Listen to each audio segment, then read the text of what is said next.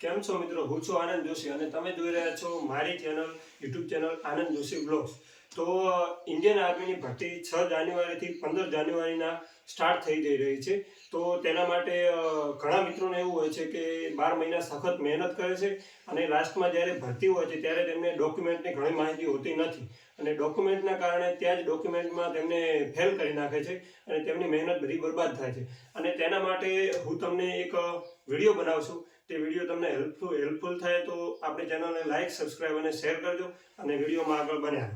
સૌપ્રથમ કે તમે જ્યારે આ 15 ડિસેમ્બરથી ઇન્ડિયન આર્મીના એડમિટ કાર્ડ નીકળવાના ચાલુ થઈ ગયા હતા, ત્યારે જે એડમિટ કાર્ડ તમે નીકળ્યા હતા તેમાં નીચે ઇન્ડિયન આર્મી રેલી ડોક્યુમેન્ટ કરીને એક થોડી ઘણી બધી માહિતી લખેલી છે. તે માહિતી જોઈને પણ તમે ડોક્યુમેન્ટ લઈ જાઓ તો પણ સારું, અને બીજું કે હું વિડીયોમાં જે કહું તે તમને સાચું અને સચોટ હશે તો તે પણ જોઈ લેજો. સૌપ્રથમ તમારે લઈ જવાનું છે ઓનલાઈન એડમિટ કાર્ડ. જે 15 તારીખે ડિસેમ્બરે સ્ટાર્ટ થયા હતા એડમિટ કાર્ડ, એ એડમિટ કાર્ડ લઈ જવાનું છે. અને એડમિટ કાર્ડ સૌથી સારામાં સારી ક્વોલિટી હોવી જોઈએ. ઝેરોક્સની કોપી જેવી તેવી ના હોય, પ્રિન્ટિંગ કો તો સારી વ્હાઇટમાં સારી ક્વોલિટી હોવી જોઈએ. એડમિટ કાર્ડ લઈ જવાનું. પછી લઈ જવાનું secondary and higher secondary certificate. Secondary અને હાયર સેકન્ડરી સર્ટિફિકેટ એટલે કે જે તમે 10મામાં અને 12મામાં જે તમને બોર્ડની એક્ઝામમાં જે તમારું સર્ટિફિકેટ તમને મળ્યું છે સ્કૂલ તરફથી, એ સર્ટિફિકેટ લઈ જવાનું છે. અને તે હું તમને બતાવી દઉં છું.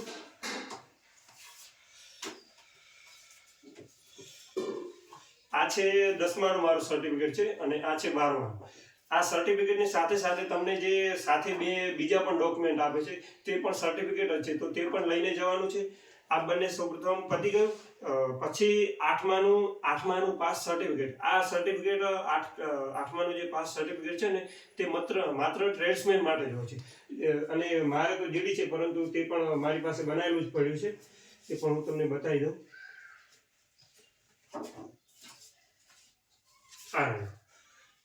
અમારું 8th ક્લાસ સર્ટિફિકેટ છે, તેમાં મારે 8મામાં 90% આવેલા છે. તો આ 8માનું સર્ટિફિકેટ તે પણ લઈ જવાનું. ટ્રેડ્સમેન વાળા મિત્રો માટે સૌથી સારામાં સારું છે, કારણ કે આ લીધા વગર ગયા તો તમે ત્યાં ડોક્યુમેન્ટમાંથી ફેલ થઈ જશો. 8th ક્લાસ સર્ટિફિકેટ પછી તમારે લઈ જવાનું છે school leaving certificate. School leaving certificate અથવા તેને ટ્રાન્સફર સર્ટિફિકેટ કહેવાય છે. અને આ સ્કૂલ લિવિંગ સર્ટિફિકેટ એટલે આ રહ્યું તે. સ્કૂલ લિવિંગ સર્ટિફિકેટમાં એવું કે તે તમારે બને ત્યાં સુધી ઇંગ્લિશમાં હોવું જોઈએ અને તેમાં તમારી જન્મ તારીખ અને જે તારીખ એ બધી મેન્શન કરેલી હોવી જોઈએ. અને જે તમે આમાં મેન્શન કરેલી છે તે તારીખ તમારા આધાર કાર્ડમાં અને પાન કાર્ડમાં અને બધે જે જન્મ તારીખ છે એ બધેમાં એક જ હોવી જોઈએ. પછી સ્કૂલ લિવિંગ સર્ટિફિકેટ પછી છે ડોમિસાઇલ સર્ટિફિકેટ. ડોમિસાઇલ સર્ટિફિકેટ તમને જે તમારા જે તાલુકામાં મામલતદાર હોય છે તે મામલતદારમાં તમને ડોમિસાઇલ સર્ટિફિકેટ તે બનાવી આપે છે. તેના માટે બધી પ્રોસેસ હોય છે. તો ડોમિસાઇલ સર્ટિફિકેટ હું તમને બતાવી દઉં. બસ આ રહ્યું ડોમિસાઇલ સર્ટિફિકેટ. ડોમિસાઇલ સર્ટિફિકેટને પણ બનાવી લેજો, 3 થી 4 દિવસ થશે. તે પણ ઇંગ્લિશમાં જ હોય અને ડોમિસાઇલ સર્ટિફિકેટ તહેસીલ દ્વારા બનાવી આપવામાં આવશે. તો ડોમિસાઇલ સર્ટિફિકેટ પતી ગયું. ડોમિસાઇલ પછી આવશે તમારું ઈડબ્લ્યુએસ સર્ટિફિકેટ. ઈડબ્લ્યુએસ સર્ટિફિકેટ પણ ઇંગ્લિશમાં જ હોવું જોઈએ તમારે. અને 2024-25 જેમ કે ભરતી 2025ની છે, પરંતુ 2024-25નું હશે તો ચાલશે. તો ઈડબ્લ્યુએસ સર્ટિફિકેટ તમારું ઇંગ્લિશમાં પણ લઈ જવાનું છે.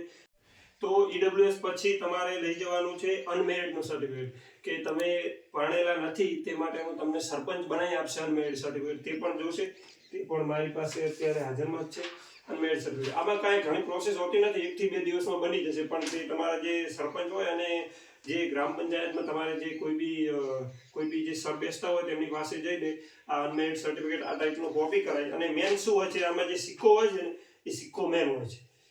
અને જે તમે જે સ્કૂલમાં ભણ્યા હોય તેનું પણ થોડી ઘણી માહિતી હોય છે. તમારું અનમેરિડ સર્ટિફિકેટ પતી ગયું. અનમેરિડ સર્ટિફિકેટ પછી તમારી આઈડેન્ટિટી પ્રૂફ માટે કરી અને તે તમારું આધાર કાર્ડ અને પાન કાર્ડ પણ માગે છે. અને આપણે તો બધું લઈ જવાનું, આધાર કાર્ડ લઈ જવાનું, પાન કાર્ડ લઈ જવાનું, ચૂંટણી કાર્ડ બધું લઈ જવાનું. તો આ છે મારું પાન કાર્ડ છે, આ ચૂંટણી કાર્ડ છે અને આપણું આધાર કાર્ડ છે. આધાર કાર્ડમાં અને બધામાં તમારી જન્મ તારીખ એક હોવી જોઈએ. બસ એ વાતનું ધ્યાન રાખવાનું છે. આધાર કાર્ડ, પાન કાર્ડ પતી ગયું. પછી તમારે લઈ જવાનું છે મિનિમમ ઓછામાં ઓછી 15 કોપી, જે તમારો પાસપોર્ટ સાઇઝ ફોટા હોય છે તેની 15 કોપી લઈ જવાની છે. અને તેમાં ધ્યાન એ રાખવાનું છે કે તમે જ્યારે જ્યારે ફોટો પડાવવા જાઓ છો ત્યારે તેમાં પાછળ વ્હાઇટ બેકગ્રાઉન્ડ હોવું જોઈએ.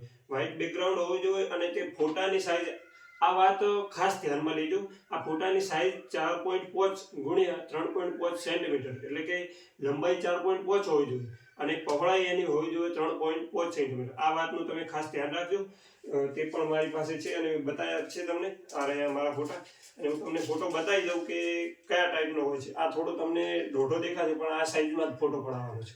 એ વાતનો મિત્રો તમે ધ્યાન રાખજો. અને એવું નહીં કે આ લઈ જવાના 15 કોપી આ લઈ જવાના, જે તમે સાદા ફોટા પડાવતા હો તેની પણ 15 કોપી લઈ જવાની, તો તેમાં કંઈ પ્રોબ્લેમ નથી. આપણે 50 રૂપિયાની કોપી બની જશે 32 જેવી, તો તે પણ કોપી બનાવી દેવાની. પછી તમારે આના પછી હોય છે, તમે કદાચ એનસીસી સ્કૂલમાં કર્યું હોય કે કોઈ સ્પોર્ટમાં ખેલ મહાકુંભમાં ભાગ લીધો હોય તો તેની પણ 2 કોપી લઈ જવાની છે. તે તો મેં કંઈ કર્યું નથી, પણ એમને એક ખેલ મહાકુંભમાં રનિંગ હતી 100 મીટર, તેમાં નાનો હતો ત્યારે ગયો તો એ પણ છે, પણ એ પણ આપણે લઈ જવાનું, સાથે જ લઈ જવાનું. કદાચ માગે કરે તો આપી દેવાનું, બાકી આપણે ના કરેલું હોય તો ના લઈ જાઓ તો ચાલે. બીજું આના પછી આવે છે એફિડેવિટ. એફિડેવિટમાં ઘણા મિત્રોને પ્રોબ્લેમ થતો હોય છે. એફિડેવિટ શું હોય છે? આમાં એફિડેવિટ એટલે કે એકમાત્ર એક પ્રકારનું સોગંદનામું. સોગંદનામામાં એવું હોય છે કે જે તમારી જોઈન ઇન્ડિયન આર્મીની વેબસાઇટ છે, જોઈન ઇન્ડિયન આર્મીની વેબસાઇટમાં જઈ અને એફિડેવિટ નામના પાર્ટને તમે ખોલશો તો ત્યાં તમને એક મળી જશે ડોક્યુમેન્ટ. એ પીડીએફ ડાઉનલોડ કરી લેવાની છે અને તેની સાથે 50ના સ્ટેમ્પ વાળું સોગંદનામું બધી રીતે માહિતી મેન્શન કરી અને બનાવી દેવાનું છે. આને એફિડેવિટ કહેવાય. આ ઘણા મિત્રોને પ્રોબ્લેમ થાય છે. મેં બનાવ્યું ત્યારે પણ મારે પણ પ્રોબ્લેમ હતો, પણ હવે બધી માહિતી મળી રહી છે. તો આ છે આપણું એફિડેવિટ. રેડી? હવે એફિડેવિટ પછી લાસ્ટમાં હોય છે તમારું પોલીસ વેરિફિકેશન. પોલીસ વેરિફિકેશનનો જે દાખલો તમારો હોય છે તે આવો જ હોય છે. તમે ત્યાં પોલીસ સ્ટેશનમાં, તમારા નજદીકી પોલીસ સ્ટેશનમાં જશો તો તમને આપી દેશે. આ પોલીસ વેરિફિકેશનમાં એવું હોય છે કે તમે આજ સુધી કોઈ પણ પ્રકારના કેસમાં કે કોઈ ગુનામાં તમારું નામ આવ્યું નથી, તેનું વેરિફિકેશન હોય છે અને પોલીસ ઇન્સ્પેક્ટર હોય તેમને સહી કરી અને સિક્કો મારીને આપે છે. તો આ છે પોલીસ વેરિફિકેશન. અને બીજું કે જે તમે 10મા 12મામાં સ્કૂલમાં જે તમે જ્યારે સ્કૂલ તમે 12મામાં, જેમ કે તમે સ્કૂલ બંધ કરી છે અને કોલેજમાં જઈ રહ્યા છો, તો 12મામાં જે સ્કૂલ પૂરી થાય ત્યારે તમને ટ્રાયલ સર્ટિફિકેટ સ્કૂલમાંથી મળે છે અને બીજું કે કેરેક્ટર સર્ટિફિકેટ, કે તમારું કેરેક્ટર કેવું છે એ પણ લઈને જ જવાનું છે. તેની સાથે સાથે બીજું કે તમે તમારા પપ્પાનું સ્કૂલિંગ સર્ટિફિકેટ પણ લઈ જજો. એ કંઈ આમાં મેન્શન કર્યું નથી, પણ તો એ લઈ જવાનું, કારણ કે કદાચ એ માગે. આપણે આપણી રીતે પૂરી તૈયારીથી જવાનું છે. કોઈ પણ પ્રકારનો કોઈ પ્રોબ્લેમ કે કોઈ આપણને ઇસ્યુ આવવો જોઈએ નહીં. અને બાકી બીજું કે ડોક્યુમેન્ટ તો આટલા જ લઈ જવાના છે, આટલા ડોક્યુમેન્ટ લઈ જવાના. અને બીજું કે જ્યારે ભરતી હોય તેના 10 દિવસ બીજા પહેલા તમારે આ ડોક્યુમેન્ટ જે આ 13 ડોક્યુમેન્ટ છે તે ડોક્યુમેન્ટની 10 કોપી બનાવી લેવાની. કોપી બનાવીને લઈને જ જવાનું, કારણ કે તે કદાચ માગે કરે તો આપણી રીતે આપણે પૂરી રીતે ક્લિયર હોવા જોઈએ. અને બીજું કે કેવી ચાલે છે મિત્રો તૈયારી રનિંગની? રનિંગમાં મિત્રો આપણે મારી ચેનલ આનંદ જોશી બ્લોગ્સ પર કાલથી હું સ્ટાર્ટ કરવા જઈ રહ્યો છું 10 દિવસનો મિની બ્લોગ. એટલે કાલે 25 તારીખ થાય છે. 25 તારીખથી 5 તારીખ સુધી હું 10 દિવસનો મિની બ્લોગ, જેમાં સ્પીડ વર્કઆઉટ હશે. તમે સ્પીડ વર્કઆઉટ જ કરજો, નહીંતર તમારે જે તમે રોજનું વર્કઆઉટ કરતા છો તે કરી અને ત્યાં ભરતીમાં આવવા જશો તો ત્યાં તમને જોવો એવી સ્પીડ આવશે નહીં. તો સ્પીડ વર્કઆઉટ કરવાનું. અને બીજું કે આપણે આજે રાતે 2 વાગે 1600 મીટરનો ટેસ્ટ કરવાના છે. હવે તેમાં રાતે કે ત્યાં ફોક્સ બોક્સ હોય છે ચાલુ, પણ વિડીયો સારી રીતે જો બનશે તો વિડીયો આપણે યુટ્યુબમાં મૂકશું. નહીંતર નાના શોર્ટ આવશે અને આપણી ટાઈમિંગ પ્રોપરલી જે ટાઈમિંગ આવશે તે જ મૂકીશું.